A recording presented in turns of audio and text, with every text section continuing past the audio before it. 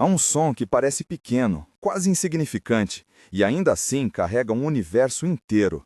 Um estalo seco, um sussurro de ar, o eco de algo que se quebra. Numa sala de apartamento, à noite, um casal observa o filho que antes dormia. Agora ele respira em solavancos, o rosto iluminado por uma luz fraca. A mãe aperta os dedos contra a mesa e, sem saber dizer quando, uma vida começou a se desfazer em pequenos pedaços que cabem na palma da mão. Como uma pedra tão pequena, uma coisa quase sem peso, pôde mudar realidades, distorcer famílias e redesenhar cidades inteiras? Para responder a essa pergunta, precisamos caminhar muito mais longe do que as esquinas onde aparece o estalo. Precisamos subir aos picos onde o ar é fino, onde a folha que deu origem a essa história cresceu por milênios, e, ao fazê-lo, entender como uma prática ancestral foi recombinada, industrializada, criminalizada e, por fim, transformada em algo que ninguém, naquela origem, podia imaginar. Antes do pó, havia a folha. Nas alturas dos Andes, a coca era parte do tecido social, não um vício, mas um alimento ritual, um aliado nas jornadas de altitude, uma moeda social e espiritual. Povos indígenas mastigavam a folha não para escapar, mas para suportar o frio, o esforço das trilhas, a dor dos trabalhos pesados, e para estabelecer conexões comunitárias. A folha participava de cerimônias, ofertas e trocas. Era, em muitos sentidos, um presente da montanha. Quando falamos do uso tradicional da coca, precisamos recusar duas tentações perigosas: a de reduzi-la a um estereótipo primitivo e a de transformá-la numa metáfora única do mal. No contexto andino, a coca era técnica de sobrevivência, laço comunitário e elemento sagrado. Suas funções só passam a ser tratadas como problema quando outras forças, externas e poderosas, se interessam por seu valor econômico. A chegada dos colonizadores espanhóis mudou radicalmente esse cenário. A mesma folha que ajudava na escassez de oxigênio virou instrumento de exploração. Nas minas de prata, onde o ar já era cortante e a vida curta, os colonizadores impuseram formas de trabalho forçado. O hábito indígena de mascar coca foi reorganizado para manter as pessoas laborando sob condições extenuantes. A planta foi apropriada, mercantilizada e integrada a uma economia que extraía riqueza da terra e do corpo humano. A colonialidade converteu um elemento cultural em insumo de extração. Pense nisso: o que era cuidado comunitário tornou-se mecanismo de produtividade imposto. Séculos depois, já no século XIX, a folha daria outro salto, desta vez através dos laboratórios. Químicos europeus isolaram o alcaloide ativo da coca. Nomes legados a essa etapa da ciência tornaram-se referência. Foi aí que a molécula que hoje chamamos de cocaína começou a existir como entidade separada da folha. Não se tratava mais de um hábito, tratava-se de um princípio químico que podia ser extraído, purificado e, crucialmente, comercializado à escala industrial. A transição da folha para o frasco é uma das histórias mais reveladoras sobre como ciência, mercado e cultura se entrelaçam. No fim do século XIX, remédios e tônicos vendidos nas prateleiras prometiam vigor, desempenho sexual e solução para males diversos, e muitos continham cocaína como ingrediente. Um médico austríaco, uma bebida europeia que fez sucesso entre artistas e políticos, o surgimento de refrigerantes que usaram a folha como matéria-prima, tudo isso compõe um panorama em que a cocaína passou a ser vista tanto como uma novidade terapêutica quanto como um impulso de consumo moderno. O caráter quase mágico atribuído às substâncias medicinais da época convivia com uma ingenuidade perigosa sobre os riscos e o potencial de dependência. Foi também na medicina do século XIX que se consolidou um uso que perdura: a cocaína como anestésico local. Procedimentos oftalmológicos e cirúrgicos ganharam opções que melhoraram a capacidade técnica da medicina. Esse avanço, entretanto, coexistiu com efeitos colaterais e um processo social que ampliava as possibilidades de uso recreativo e de exploração comercial. Com a virada do século, a resposta institucional começou a surgir. Leis e regulações nascem de uma tensão. A sociedade quer preservar os benefícios percebidos, mas começa a temer os abusos. Em 1906, nos Estados Unidos, uma legislação que visava proteger o consumidor passou a exigir rótulos e padrões para os alimentos e remédios. Pouco depois, outras normas passaram a taxar e controlar substâncias, e, no começo do século XX, o discurso sobre drogas deslocou-se do campo da medicina para o campo da ordem pública. Aparentemente, menos por um consenso científico claro e mais por pressões sociais e políticas, a cocaína começou a ser regulada e, em muitos lugares, criminalizada. A criminalização transformou a equação. Aquilo que podia circular legalmente nas prateleiras de farmácias passou a migrar para mercados clandestinos. Quando a produção e a venda entram para a economia ilícita, mudam as regras do jogo. O risco vira preço, o segredo vira vantagem competitiva. Nesse movimento, passam a emergir redes que manejam não só mercadorias, mas também violência, poder e corrupção. As origens modernas do tráfico organizado são complexas e múltiplas e atravessam continentes. Nas regiões produtoras, partes da Bolívia, Peru e Colômbia, a coca continuou a ser cultivada por comunidades que buscavam renda e subsistência. Ao mesmo tempo, o progresso das técnicas de extração, a demanda em mercados distantes e a fragilidade institucional de muitos países produtores criaram as condições para que grupos organizados começassem a controlar etapas da cadeia: cultivo, transformação, transporte. A rota que antes era uma troca local foi se alongando. Portos, aviões, estradas e fronteiras foram incorporados a um sistema clandestino que cresceu em direção aos grandes centros consumidores. Isto é importante. O comércio ilícito não surgiu do nada.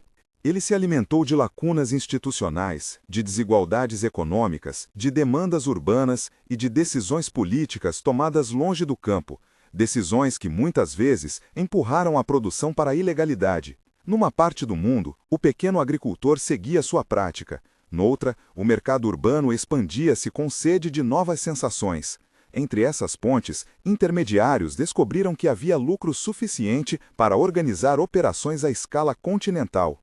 Enquanto isso, nas cidades do lado do consumo, a cocaína também passou por transformações culturais. Durante meados do século XX, a substância foi associada a ambientes de luxo, a festas exclusivas e a determinadas cenas sociais. Seu custo e sua forma a tornavam um produto de elite em muitos contextos, até que mudanças tecnológicas e sociais começaram a alterar essa equação. Antes de chegar ao ponto que hoje nos ocupa, a pedra que estala na palma da mão, há duas forças fundamentais que deveriam ser notadas. A primeira é a ciência aplicada à substância. Cada inovação no refino e na forma de administração altera a experiência que a droga proporciona e, com isso, muda os mercados. A segunda é a política pública. Cada lei, cada operação, cada guerra declarada às drogas redesenha a paisagem do ilícito. Juntas, essas forças tornam-se motores de transformação. Pense nisso. Não foi apenas a química que criou uma nova forma de consumir, e tampouco foi só a pobreza que gerou demanda. Foi a combinação entre invenção, mercado e exclusão social que permitiu a emergência de algo novo e devastador. A história do consumo não é apenas individual, é também institucional. Ao mesmo tempo em que as rotas ganhavam extensão e sofisticação, aconteceram episódios que servem de alerta sobre o poder político do novo comércio. Em uma década marcada por instabilidade e por disputas de poder, especialmente entre as décadas de 1960 e 1980, grupos começaram a acumular não apenas riqueza, mas influência. Alguns utilizaram táticas de intimidação, outros compraram influência em governos, muitos exploraram as fragilidades de sistemas judiciários e forças policiais. Aqui reside outro ponto crucial. O crescimento do tráfico não apenas gerou violência nas ruas, ele corroeu instituições, criou zonas de exceção e, em certos momentos, colocou o Estado em confronto direto com formas paralelas de governança.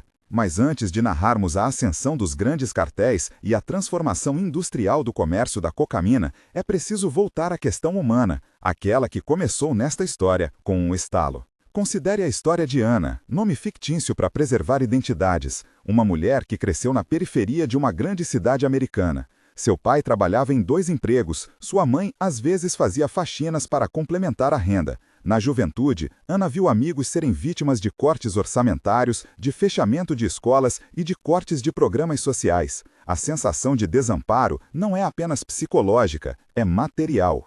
Numa economia que recusa oportunidades, o consumo de substâncias ou a participação em atividades ilícitas podem aparecer como formas de sobrevivência ou fuga. Ana não procurou a droga. Ela viu oferecerem-lhe uma saída rápida para problemas complexos, dinheiro que podia comprar remédios, alimentos ou pagar uma dívida imediata. O que começou como uma decisão pontual transformou-se em um hábito que alterou sua saúde física, suas relações familiares e, lentamente, o futuro de seus filhos. Famílias como a de Ana são um lugar onde a história do crack encontra seu custo real. Não é só estatística, é perda de laços, é escola interrompida, é medo habitual. A mídia, por sua vez, ajudou a construir narrativas que simplificaram e, muitas vezes, deturparam o fenômeno. Em muitos momentos, o foco esteve menos em entender as condições sociais que geraram demanda e mais em personificar o problema. O usuário como uma figura negativa, o traficante como lenda. Isso teve consequências concretas. Ao transformar o problema em espetáculo, políticas punitivas encontraram maior aceitação pública, políticas que, por sua vez, agravaram certas injustiças raciais e socioeconômicas. Na prática, a resposta pesada do Estado, que inclui prisões em massa e leis severas, produziu efeitos colaterais previsíveis. Comunidades inteiras sofreram a perda de membros em idade produtiva, o tecido social ficou mais frágil e a desconfiança entre cidadãos e instituições cresceu. Para muitas famílias, a pena de prisão representou não apenas castigo, mas uma ruptura econômica impossível de reparar. Esse é um ponto que merece atenção moral. Quando a resposta estatal é desproporcional, quem mais paga o preço são os já marginalizados. Voltando a nível global, a década de 1970 e a posterior década de 1980 configuraram uma etapa de aceleração. A demanda por drogas aumentou em metrópoles, os mercados expandiram e, com isso, surgiram modelos de organização mais agressivos. Não se tratava mais de pequenos grupos isolados. Alguns atores aprenderam a operar com escala corporativa, a controlar território e a corromper instâncias de poder. Em se tratando de cocaína, essa transformação foi particularmente profunda. Empresas subterrâneas começaram a estruturar logística, financiamento e segurança como se administrassem grandes negócios, com a diferença de que atuavam à margem da lei. É nesse momento que a cena americana se torna um palco crucial. A grande cidade, com seus bolsões de pobreza e suas avenidas de consumo, funcionou como consumidor massivo. As periferias, muitas vezes abandonadas por políticas públicas, tornaram-se pontos de venda. Dentro desses territórios, uma pequena pedra foi gestada na imaginação de quem viu a chance de adaptar o produto à realidade local. Se a cocaína em pó era cara e exigia condições de consumo específicas, por que não criar uma forma barata, fumável e de efeito rápido que pudesse atender a um público mais amplo? Essa mudança de formato, tão simples quanto revolucionária, criaria uma nova economia e uma nova devastação. Ainda que a ideia pareça técnica, não se trata apenas de uma modificação química. É uma mudança na cadeia de valor. Acessibilidade, preço e forma de consumo alteram quem consome e onde o consumo se concentra. No final das contas, revoluções tecnológicas em mercados ilícitos costumam ter efeitos sociais tão profundos quanto as inovações das indústrias legais. O que foi um ajuste de produto transforma-se em epidemia social. Enquanto isso, nas áreas produtoras, a intensificação do tráfico trouxe outra consequência. O meio ambiente começou a pagar um preço alto. Florestas foram derrubadas para abrir áreas de cultivo, rios foram contaminados por resíduos químicos, comunidades tradicionais viram seus territórios invadidos por uma economia que priorizava lucro imediato sobre sustentabilidade. Em muitas regiões, a fronteira entre Estado e território controlado por interesses ilegais tornou-se obscura. Estradas, aeroportos clandestinos e até forças de segurança passaram a ser cooptadas ou intimidadas. No aspecto geopolítico, também ocorreram reações complexas. Agências e governos, especialmente de países consumidores, passaram a investir em operações de interdição e cooperação internacional. Em alguns casos, iniciativas tentaram reduzir o fluxo pela via militar e policial. Em outros, programas buscaram alternativas econômicas para agricultores. Essas respostas, diversas e muitas vezes contraditórias, produziram resultados heterogêneos. Onde as políticas foram meramente punitivas, os efeitos sociais foram devastadores. Onde houve investimento em alternativas sustentáveis, os resultados foram melhores, ainda que lentos e precários. E então chegamos a um limiar, a transição de um problema regional para uma crise urbana massiva. Nas esquinas das grandes cidades, nas estações de metrô e nos dormitórios apertados, formaram-se paisagens de desintegração que refletiam decisões tomadas a milhares de quilômetros. Essa conexão entre o alto da montanha e o balcão da cidade é a principal tensão desta história, uma cadeia que liga o ritual ancestral à modernidade do crime e à fragilidade dos sistemas sociais. Enquanto narramos, a pergunta persiste: quem paga o preço dessa cadeia global de desejo? Em muitos casos, são as famílias que veem seus laços se romperem. São as comunidades que perdem seus jovens para prisões longas. São os territórios que experimentam devastação ambiental. São as instituições corroídas pela corrupção. Há um custo humano, material e moral que atravessa continentes. No entanto, antes de nos aprofundarmos nas formas mais concretas de devastação, nas prisões, nas polícias, nas guerras de cartéis e na invenção do crack que transformaria tudo, é preciso destacar algo que costuma ser esquecido. As narrativas que contamos moldam as respostas que damos. Se nos limitarmos a olhar para a criminalidade como resultado de escolhas individuais, perderemos de vista as estruturas que produzem essas escolhas. Se, por outro lado, reduzirmos tudo ao determinismo social, também falharemos em reconhecer responsabilidade e agência. Ao mesmo tempo, não podemos esquecer que, mesmo dentro desse quadro amplo, existem histórias íntimas que revelam a tragédia em detalhes humanos. Voltemos a outra história, a de Marcos, nome fictício, um jovem cuja trajetória começou num bairro onde as escolas foram desmanchadas e o emprego era precário. Marcos trabalhava como pedreiro quando não havia clientes. A oferta do mercado ilícito apareceu como fonte rápida de dinheiro. Aos poucos, o lucro constante tornou-o um alvo das forças policiais. Prisões e turnos na cadeia interromperam não só sua vida, mas a capacidade de sua família de se reerguer. A pena aplicada a muitos jovens como Marcos teve um efeito que transcende a pessoa punida. É a família inteira que fica mais frágil. Essas narrativas, privadas e repetidas milhares de vezes, constituem o tecido humano da história do crack. Elas não são meramente exemplares, são o ponto onde a política pública encontra rostos concretos. E é por isso que as decisões tomadas nas capitais, nas agências e nos parlamentos reverberam em casas pequenas e quartos onde um estalo pode significar o começo do fim. A essa altura do caminho, torna-se urgente perguntar: como uma prática ritual transformada em matéria-prima científica e depois em mercadoria clandestina desemboca numa pedra que quebra lares? A resposta exige que sigamos adiante, para os corredores secretos da organização do tráfico, para as cozinhas improvisadas onde novas formas de consumir surgiram, para as redações que inventaram narrativas e para as casas de leis que, sob o pretexto de ordem, expandiram sistemas punitivos. Ainda falta contar a parte decisiva, como, em meados do século XX e especialmente nas décadas que sucederam, a combinação entre química simples, pobreza estrutural e mercados massificados produziu uma forma de consumo que se espalhou com rapidez e ferocidade. Há um ponto de virada, um aspecto técnico e outro social, que juntos detonaram uma nova fase na história das drogas.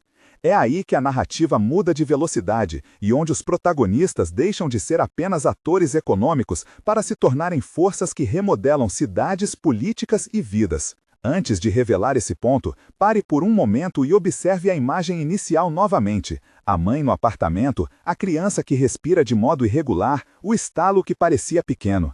Essa imagem retorna como um lembrete. Não estamos falando de abstrações. O que iremos descrever a seguir tem consequências tangíveis, e a forma como contamos pode tanto iluminar quanto cegar. Nos próximos capítulos desta história, veremos como a invenção de um formato barato e fumável deslocou padrões de consumo, como a cobertura midiática racializou a epidemia e como as respostas legais, prometendo ordem, produziram encarceramento em massa. Veremos também como o poder do tráfico se realinhou de países andinos para organizações que disputaram rotas e controle territorial, e como, com o tempo, a própria natureza das drogas mudou novamente, trazendo novas ameaças. Por ora, mantemos a atenção sobre as origens, a folha que foi sagrada, o laboratório que a transformou, a economia que a mercantilizou e as escolhas políticas que a empurraram para as sombras. Cada uma dessas etapas é um capítulo necessário para entender a pedra que estala na mão, e é apenas conhecendo essas origens que podemos começar a perguntar, com precisão moral e política, o que precisa mudar para que menos mães observem seus filhos respirando de forma errática na madrugada. Que políticas, que reparações, que escolhas sociais poderiam quebrar essa cadeia de danos? Algumas respostas já foram tentadas ao longo do século: programas de substituição de cultivo, políticas de redução de danos, penas alternativas, investimentos em educação e emprego. Em outros momentos, as respostas foram seguras, punitivas e democráticas apenas em nome. A eficácia de cada caminho varia. Sempre que possível, a evidência aponta para soluções que combinam apoio social, saúde pública e justiça restauradora, como mais promissoras do que o braço punitivo isolado. Mas a implementação disso encontra resistências políticas e morais profundas. Enquanto refletimos, a história se prepara para dar um salto. O mercado que começou nas folhas e nos remédios agora busca maximizar alcance. Um novo formato está pronto para transformar um problema de consumo exclusivo em uma epidemia de massa. Esse salto acontecerá menos como um acidente científico e mais como a confluência de necessidades de mercado, pobreza e uma tecnologia que permitiu criar um produto mais barato e de efeito mais imediato. Quando isso ocorrer, a geografia do problema se inverterá. Antes concentrada em instâncias de luxo, a demanda se tornará massiva nas áreas mais vulneráveis. É nesse limiar, entre o mundo das prateleiras e o mundo das esquinas, que a narrativa acelera, e é nele que o próximo trecho desta história deve se concentrar, na invenção da forma que democratizou o consumo e na resposta social que se seguiu, marcada por medo, racismo e leis que prometiam curta o problema com penas longas. As consequências dessa década ecoam até hoje. Mas, por enquanto, a noite avança. No apartamento, a respiração do filho altera-se. Na montanha, a folha segue seu ciclo. No laboratório, as moléculas continuam sendo observadas. Nas rotas clandestinas, mercadorias atravessam fronteiras. A história aguarda seu momento de transformação, e com ele, a promessa de que entendê-la melhor pode abrir possibilidades de cura, reparação e talvez reconciliação. Se esta história está tocando algo em você, se o que ouviu até aqui acendeu uma inquietação ou uma pergunta, inscreva-se e acompanhe até o fim. Há muito mais para entender e refletir. A pedra que está lá na palma da mão não nasceu de uma prancha de laboratório isolada do mundo. Ela foi gestada onde falta emprego, onde escolas foram cortadas, onde a carência transforma risco em oferta e oferta em rotina. A transformação que chamamos de invenção do crack ocorreu em cozinhas improvisadas, em porões, em corredores estreitos de prédios degradados e não foi um truque de alquimia, mas uma resposta brutal e previsível a uma equação mercadológica: reduzir custos, aumentar o efeito imediato e ampliar a clientela. O resultado foi uma forma de consumo cujo impacto biológico, social e simbólico foi diferente de tudo que a cocaína havia sido até então. Tecnicamente, fumar uma substância que atinge o cérebro muito mais rápido do que quando ela é aspirada altera profundamente a duração e a intensidade do efeito. Essa rapidez cria um ciclo de prazer, queda e busca por repetição que facilita usos compulsivos e episódios de consumo consecutivos. O argumento científico é claro sem precisar de instruções. A via de administração importa tanto quanto a própria molécula.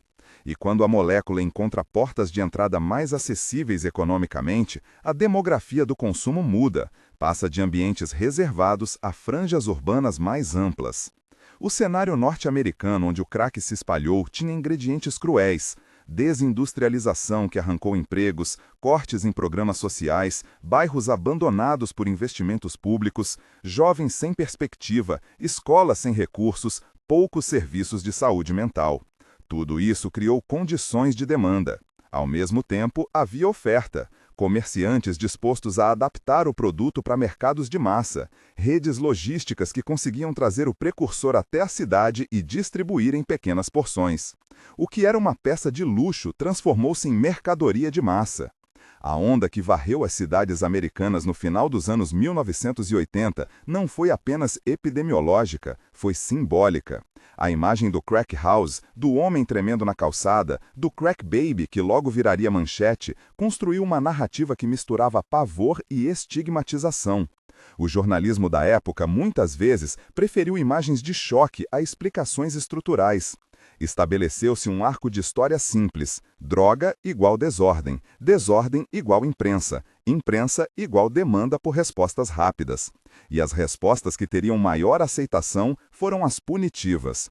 O caminho que se abriu levou a leis e a práticas policiais que, ao prometerem combate, produziram consequências duradouras de exclusão. Uma das decisões legislativas que simbolizam essa virada foi a lei conhecida como Anti-Drug Abuse Act de 1986. Em seu bojo, estabeleceu-se uma diferenciação severa entre sentenças por crack e por cocaína em pó, a disparidade que ficou conhecida como 100 por 1. Na prática, isso significou que muitos condenados por crimes relacionados ao crack receberam penas muito mais longas do que aqueles ligados ao pó, mesmo quando o dano social direto nem sempre justificava tamanha diferença. O efeito foi desigual. Comunidades negras e pobres foram as que mais sofreram a escalada de encarceramento. Décadas depois, parte dessa disparidade foi reduzida pela Fair Sentencing Act de 2010, mas o legado já deixara marcas profundas. A lógica punitiva tinha duas promessas implícitas: reduzir oferta e sinalizar que a ordem seria restabelecida. Em muitos casos, as prisões cresceram num ritmo que não foi acompanhado por políticas de reabilitação, reinserção ou suporte social. Jovens retirados das ruas foram empilhados em cadeias que não ofereceram sistematicamente educação, tratamento de dependência ou oportunidades econômicas. Para as famílias, a perda de pais e mães representou um empobrecimento que perdura, receitas desaparecidas, filhos sob responsabilidade de avós, lar desfeito. A nível comunitário, o saldo foi a erosão de redes de cuidado que costumam amortecer crises. Enquanto isso, a cobertura midiática e a política que por ela se alimentava frequentemente racializou o fenômeno. A droga virou imagem da decadência de bairros periféricos e os usuários, rostos a serem temidos. Essa racialização não foi um acidente retórico, foi instrumento para medidas que exigiam menos investimento em serviços e mais leitos prisionais. Nomear o problema como falha individual obvia as causas estruturais que convergiram para produzir a epidemia. As formas de controle adotadas, aliadas à repressão internacional, tiveram efeitos inesperados na cadeia do tráfico. A pressão sobre fornecedores, prisões de líderes e ações policiais em pontos tradicionais de exportação provocaram um rearranjo. O poder, que por décadas esteve concentrado em determinados grupos transnacionais, começou a fragmentar-se. Em alguns casos, a pressão sobre cartéis colombianos levou diretamente à emergência de novos atores. Grupos mexicanos que já atuavam como intermediários consolidaram-se como controladores das rotas para o mercado norte-americano. Essa transferência de poder redesenhou o mapa da violência. No México e em partes da América Central, a disputa pelas rotas não foi apenas econômica, tornou-se contestação territorial que envolveu intimidação, alianças com setores do Estado, suborno e, em situações extremas, apelo à violência extrema. Onde o Estado era fraco, organizações criminosas preencheram lacunas de governança. Oferecem emprego precário, resolvem disputas, impõem ordem própria. O resultado é um tipo de poder paralelo que, em algumas áreas, se sobrepôs ao da administração formal. Essa captura de espaços e de instituições aprofundou um padrão de violência que reverberou para além das fronteiras, com impacto direto nas comunidades locais e nas dinâmicas de migração. Ao falar de metamorfoses do tráfico, não se trata apenas de geografia política, mas de uma capacidade de adaptação. À medida que uma via de entrada se fecha, outra se abre. Corredores africanos emergiram como rota para a Europa. Portos secundários vazios de fiscalização passaram a ser usados. Redes criminais se transnacionalizaram e se aliaram a organizações mafiosas já estabelecidas. A globalização, que em outros setores aumenta a integração e a transparência, no mercado ilegal pode acelerar a circulação de bens, dinheiros e violência. O resultado é uma pulverização dos pontos de contato. O consumidor europeu pouco sabe sobre quem desmata uma floresta no outro lado do mundo para abrir plantações, mas faz parte, indiretamente, dessa cadeia. E a natureza da própria mercadoria continuou a mudar. Nas últimas décadas, outra transformação técnica e mercadológica reconfigurou o risco: a emergência de opioides sintéticos como o fentanil. Produzido em laboratórios, muitas vezes fora do controle de rotas tradicionais, o fentanil é extremamente potente. Quantidades minúsculas podem ser letais. Sua chegada aos mercados consumiu as margens de segurança que existiam. Misturas acidentais ou deliberadas de fentanil com outras drogas aumentaram drasticamente o risco de overdose, pois o usuário de cocaína ou de heroína não sabe a potência do lote que está consumindo. O fentanil alterou a equação do risco e da resposta pública. Enquanto a repressão segue sendo uma resposta política frequente, as taxas de morte por overdose subiram em muitos lugares, exigindo uma abordagem que combine prevenção, tratamento, acesso a antídotos como a naloxona e políticas de redução de danos. A simples criminalização, sozinha, tem mostrado ser incapaz de frear a velocidade com que substâncias químicas se introduzem no mercado. Dados precisos sobre a magnitude dessa onda variam por região e precisam ser atualizados constantemente. Para estatísticas atuais, consultar fontes oficiais é imprescindível. Alguns números são indefinidos sem revisão imediata. Voltando ao nível humano, a intensidade dos danos não se reduz a uma soma de prisões e de mortes. Há uma erosão silenciosa que perpassa as gerações. Crianças que crescem em lares marcados por dependência ou encarceramento têm mais risco de enfrentarem adversidades educacionais e de saúde mental. A estigmatização torna-se barreira para buscar ajuda. O medo de ser criminalizado ou excluído economicamente impede muitos de procurarem tratamento. E quando políticas públicas priorizam penas em vez de cuidados, esses ciclos tendem a se reproduzir. Ainda assim, há histórias de resistência e reconstrução. Clínicas que combinam terapia, suporte social e oportunidades de trabalho, programas de troca de seringas e de distribuição de naloxona, iniciativas locais de reinserção profissional, todas apontam caminhos que são mais eficazes do que a punição pura e simples. Em locais onde houve investimentos em educação, em saúde pública e em alternativas econômicas para agricultores, os resultados foram mais promissores. O princípio que atravessa essas iniciativas é simples: tratar a dependência como questão de saúde pública e não apenas como crime. Nas regiões produtoras, as consequências ambientais e sociais também pedem reparação. O cultivo extensivo de folhas em certas áreas significou desmatamento, uso intenso de fertilizantes e contaminação de corpos d'água. Laboratórios de refino improvisados despejaram solventes tóxicos em rios, solos ficaram contaminados e comunidades inteiras foram afetadas pela perda de recursos naturais. Essas externalidades ambientais são raramente contabilizadas nos balanços que economistas fazem do lucro do tráfico, mas elas compõem uma parte essencial do custo global dessa cadeia. Vejamos um retrato.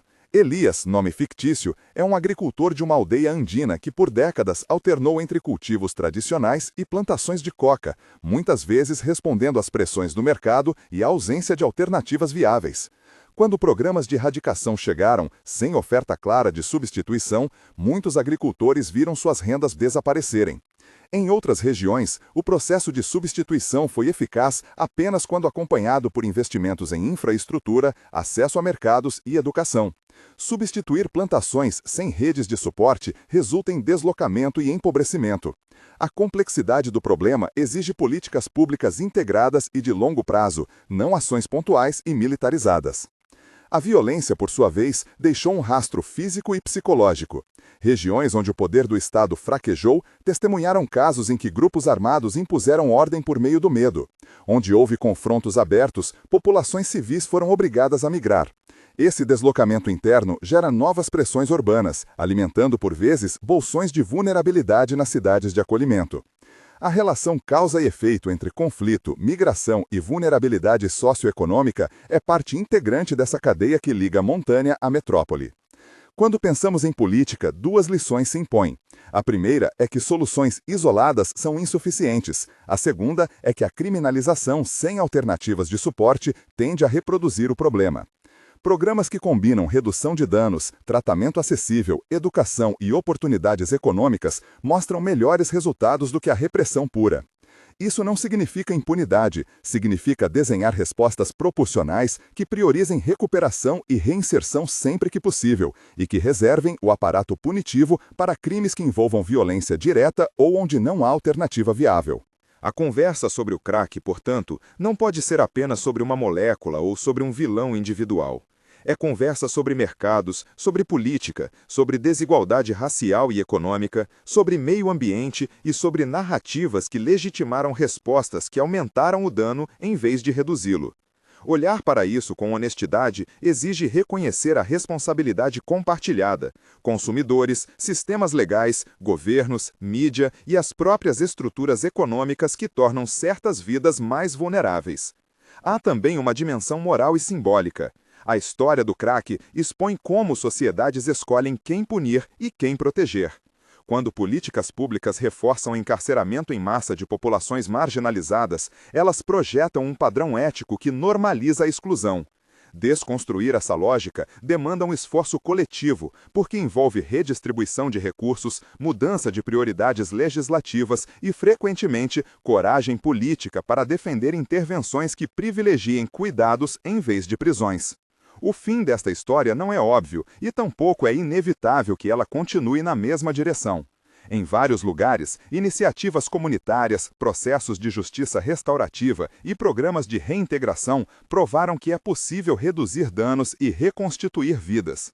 Clínicas de tratamento com apoio social, programas de formação profissional, políticas de redução de danos e apoio direto às famílias são exemplos do que funciona quando há vontade política e financiamento contínuo.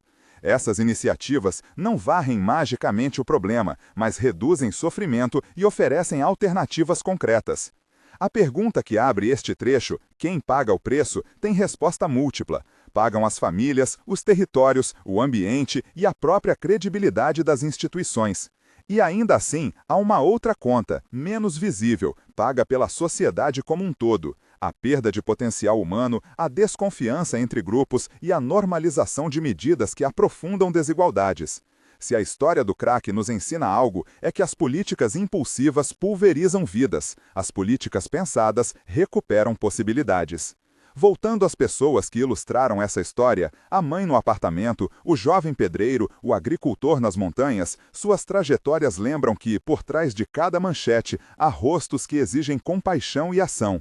Em muitas situações, a redenção começa com medidas simples, porém urgentes: acesso a tratamento digno, a políticas de emprego, a escolas com recursos e a serviços de saúde mental. Redirecionar verbas de uma lógica punitiva para programas de cuidado nem sempre é fácil politicamente, mas, do ponto de vista prático, traz retorno social. No plano internacional, a cooperação entre Estados precisa ser repensada para priorizar saúde pública, transparência financeira e sustentabilidade ambiental. Combater o financiamento do crime organizado demanda medidas sobre lavagem de dinheiro, fiscalização de paraísos fiscais e controle de fluxos financeiros, assim como apoio consistente a alternativas econômicas nas áreas produtoras. Essas reformas, naturalmente, exigem vontade política e coordenação multilateral. Estamos diante de uma pergunta ética que atravessa tempo e lugar: como reparar o que foi quebrado? Reparar não é apagar o passado, é reconhecer danos e instituir medidas que reduzam vulnerabilidades no futuro. Reparação implica investimento em comunidades afetadas, políticas de educação e saúde, além de um compromisso claro para reformar sistemas judiciais que historicamente penalizaram de maneira desigual. Ao fechar esta narrativa, cabe um exercício de imaginação que não é escapismo, mas convocação. Imaginar cidades em que a segurança é garantida por políticas sociais, não apenas por presença policial. Imaginar montanhas onde agricultores tenham mercados justos e ecossistemas preservados. Imaginar famílias recebendo suporte em vez de sofrerem punição imediata. Imaginar, enfim, sociedades que escolhem cuidado. E a imagem final obriga-nos à ternura. Voltemos ao quarto onde tudo começou. A mãe acorda no meio da noite ao som do filho. O estalo ecoa na casa como metáfora de uma fragilidade que não é apenas biológica, é política. Ao invés de deixar esse som como sina, podemos escutá-lo como chamado à ação. Pode ser tarde para desfazer certos danos, mas nunca será tarde para trabalhar em direção a menos sofrimento. A história do Crack é, em última instância, um espelho, mostra quem fomos e, mais importante, pode nos indicar quem queremos ser. Se você sentiu que essa narrativa ajudou a compreender melhor essa cadeia de eventos e de responsabilidades, compartilhe com alguém que se interesse por história social e políticas públicas. Procure na descrição fontes confiáveis para aprofundar dados e contatos de organizações que atuam em redução de danos e apoio a vítimas. Apoiar essas iniciativas é uma forma prática de resposta. E, se sentir a necessidade, busque informações sobre serviços locais de tratamento e suporte. Muitas soluções começam com um passo simples: pedir ajuda. Durma com a imagem não como resignação, mas como vigilância serena. A mudança é lenta, muitas vezes invisível, mas possível quando política, ciência e compaixão se alinham. O estalo que ouviu ao início desta história pode, um dia, tornar-se som de despedida a uma era marcada mais por punição do que por cuidado, se escolhermos aceitar a responsabilidade compartilhada de construir alternativas. Que essa história seja convite à reflexão, ao questionamento das narrativas fáceis e à busca por soluções que contemplem dignidade humana, justiça social e preservação ambiental. E que, ao fecharmos os olhos, possamos carregar conosco não apenas imagens de dor, mas a urgência de agir de modo diferente. Compartilhe, informe-se e, se puder, apoie políticas e organizações que trabalham para transformar realidades. Porque, por fim, a pedra que estala também pode ser o ponto de partida para uma conversa que leve a escolhas outras. Escolhas que, no futuro, preservem mais vidas do que as vidas que esta história perdeu.